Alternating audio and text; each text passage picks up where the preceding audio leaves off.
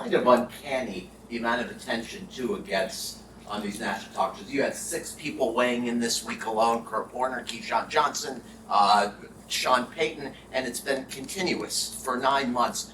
I'm going to ask you what I asked Frank. Have you been on a treadmill at all the last 9 months, looked up on ESPN or Fox, seen him being discussed? What do you make of the preoccupation with him? Is the scrutiny excessive? Does it just come with the territory?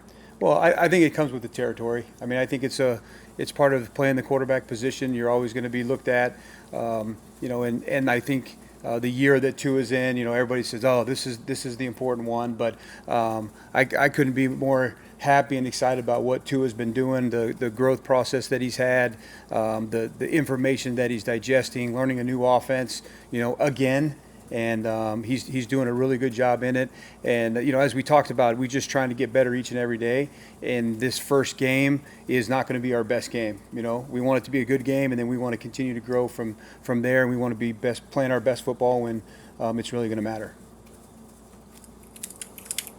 Coach, there was some talk between Tua and Mike about some communication and headset issues getting playing late in the game on Sunday. I just want to get your perspective on how Tua handled that situation.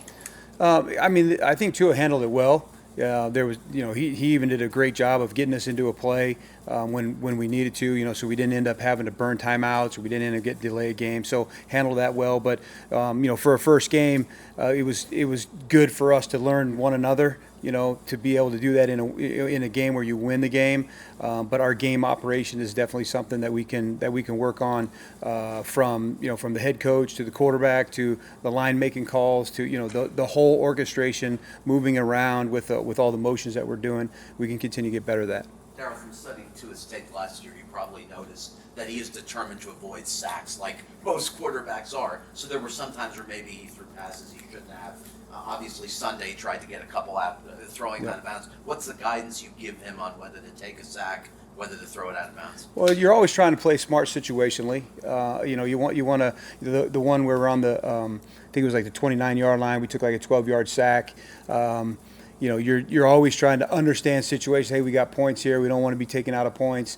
And I think he had some of that in his head. But always the most important thing is the ball. We have to end the play with the ball. Got to make great decisions there. And I talked about, I think there was like 3 plays. I'm like, we got to get this out of our game. Where you're being slung around because you don't know what's going to happen to the ball. Ball comes out of your hand. You sling around, and it ends up in one of the defensive linemen's hands. So we got to make better decisions that way.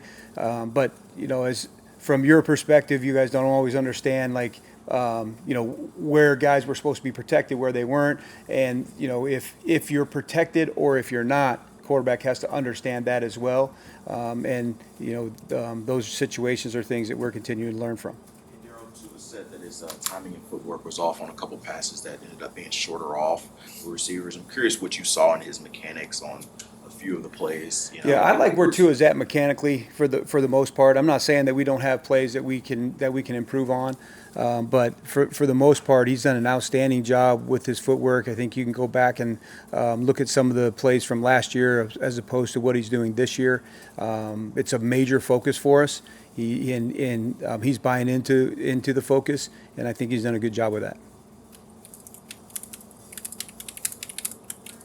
Yeah, I had one more just on the first thing I asked you. Was there a time you did see any of the national pundits, names played in the league, say something about Tua over the last 8 months where you said to yourself, that's unfair, that's ridiculous? I wouldn't ask you who, but has that happened to you? I can say that I have seen some of it, and whether it's not for me to say if it's fair or not, because people have their own opinions. I'm glad that I'm in the building and know what's going on, and I get an opportunity to watch the guy work every day, and I know what's going on the field. So I'm happy with where Tua is at.